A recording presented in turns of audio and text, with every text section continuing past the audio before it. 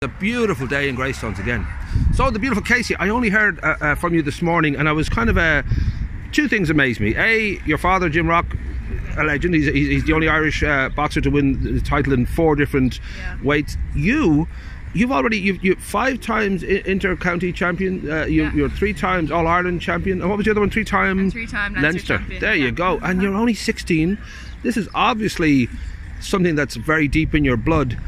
Did you ever, I don't know, in those little early days of your little kid going along to see your father train, did you ever kind of, imagine it would go this far? Were you always determined? Not really. Like, I always thought, like, I always wanted to be a boxer. Like, most girls want to be, like, a princess or whatever. Yeah. Something, a dancer. Like, I always wanted to be a boxer. Like, yeah. I just loved everything about it. Ah, okay. Because my dad, like, I'd go see him in the gym. Yeah, I think we have a special dancer here. He just seems to have a fixation on walking around a circle.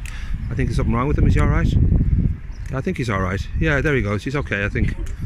Yeah, we'll try and get a grant for him or something like that. I think he needs it. But yes, sorry, you were saying that, yes, sorry, you were. Yeah, so, like, I'd always go in and I'd see him training. I'd be like, oh, I really want to do that. Like, even though they, like, it smelled in the gym. It was disgusting. Putting on your dad's sweaty, put on his sweaty gloves and punch the bag. Like, and everyone was like, what, like, don't hit the bag and stuff. And I was like, no, I want to do this. And like, obviously I still so much of like a girly girl as well, like I still am, like everyone's like, how are you a boxer and stuff, right. But like, because this is still a time when, and you know, this recent Katie Taylor documentary reminded us all that for her she had to pretend to be a boy to even get into the ring. Yeah. So it's still relatively new in people's minds. Enough, yeah. Like, so girls boxing was never around. Like my sister, she's 27 now. She wanted to be a boxer. Right. But my dad was like, oh no, like girls aren't boxers. Like you can't box. Like it's not a done thing. Right. So then when I wanted to box, I was 7. Well, I've always wanted to box, but when I was 7, like that's the age like most boys start in the boxing club. And I was like, look, I'm the proper age. Can I please go? Can I please go? And he was like, oh, like, Casey, I don't know. And so then he was like, okay, fine. After loads of begging, and my mum was like, no, Jim, she's not going to, like, she's not going to be a boxer. Yeah. And he was like, look, Eddie, it's okay. Like she'll get 1 punch in the face and she won't want to go back. Like, believe me. So I went down the first night. This sorted. Do not worry. Yeah, he was like, she won't want to go back. Right. So I went the first night then, and I got in. I had my gum shield and everything. Got in for the first time against 2 boys. I'd never boxed in my life before. Like, didn't know what to do. Wow. Just 3 punches. Got absolutely battered around. Got out of the ring and I was like, wow, I love this. And my dad was like, oh no. So then I kept at it. I've never given up. And I know your mom gives your dad a slap across the back of the head every single day since that day. She's like, I had to deal with, with you. You told me this one. And now I have to watch my daughter in the ring. So was it, I don't know whether it was at all, during this sort of run of you're training enormously, you're obviously winning all these titles. I mean, is there any room for doubt? Did you ever even think, well, that this is too tough, or this is, because it is a tough world to be in? When you lose, obviously, like I try not to lose as much. But that's a good way that's a good coaching there, a good coaching tip. Try not to lose. Like it's obviously like disheartening, and you're like, oh, like all this hard work for nothing. But like then you think about like what you have won, like, and you're like, oh, like all this hard work, like there's no point giving up now, like because you've put so much effort into it. So I like want to keep at it. And if I didn't do boxing, like I wouldn't have anything else to do. Like I literally get up in the morning, go for a run before school.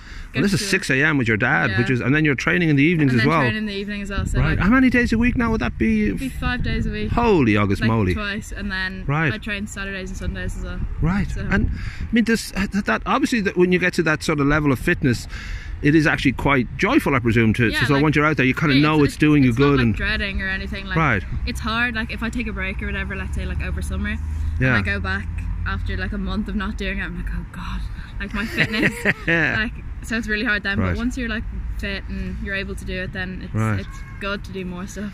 Well, you were over in November. You went over to Liverpool, and there was the Ireland versus England championships, and you managed to the English champion 5-0 victory, and that was the English champion. Yeah, so a team of 7 or 8 of us went over, and we did really well. 6 of us won.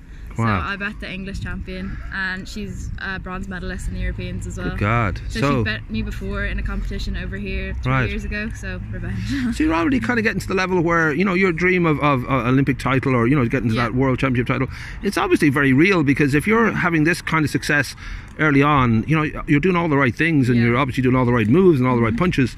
I mean, do you, I don't know, do you have a kind of a plan where you think within a certain amount of years that's where you should be? I don't know if that's...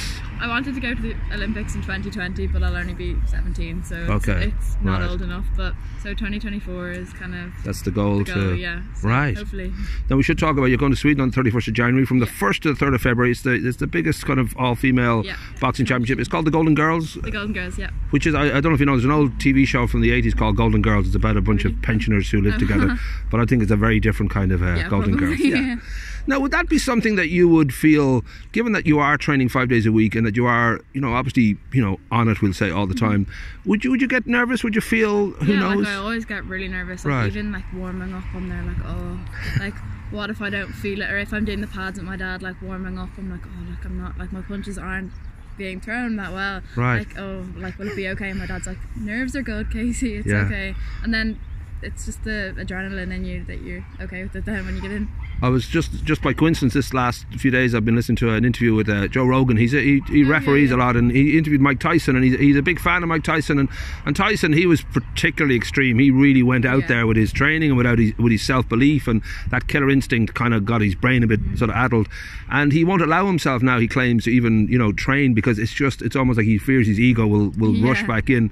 But he spoke about that fact that you get, and you have to have it, it's sort of a killer instinct that you have to focus right down to, this is not survival, but it's just, it is a battle. It is you and against one other person. And does that take a while to shake off after a fight, or to get to that point, or? It's not like you're on a team. So like, if you're like playing a football match, like if you don't win, it's not your fault. Yeah. Like it's not all on you. So it's the whole team. Right. When you lose a boxing match, it's just you versus another person. So it's only up to you. Like if you don't perform well on the day, you don't. Yeah. But if there's like 11 players on a football team or whatever, any sport, and one of them doesn't perform well, the others could perform well. But whereas this one person, if you don't perform well, like it's up to you to like you can't fall back on anyone else. And even times like Christmas and all that, do you allow yourself, do you slip away a little bit the way most people would with diet and yeah, definitely. I always tend to do that. Not very good at the dieting, but yeah, like over Christmas we were on a cruise, so I couldn't really train that much, but there was a running deck, so I was up every morning running the deck and going to the gym or whatever. So I kept the fitness up. As passions go, whether a musician or whatever, or a painter, like this kind of, certainly you're going to be incredibly fit, and that's got a sort of benefit in all sorts of ways. As much as it's going to make you a better fighter, it just makes you a better person too. So I should wrap up by saying there is a vote just launched. You were just at it this morning. We'll get people to click on that. This is it'll result in a belt, you said, or something in Sweden. Belt. So nice. In Sweden.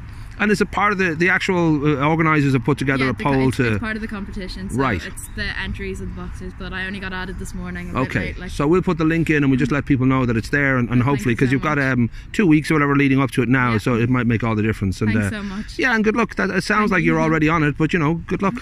Thanks. Cheers.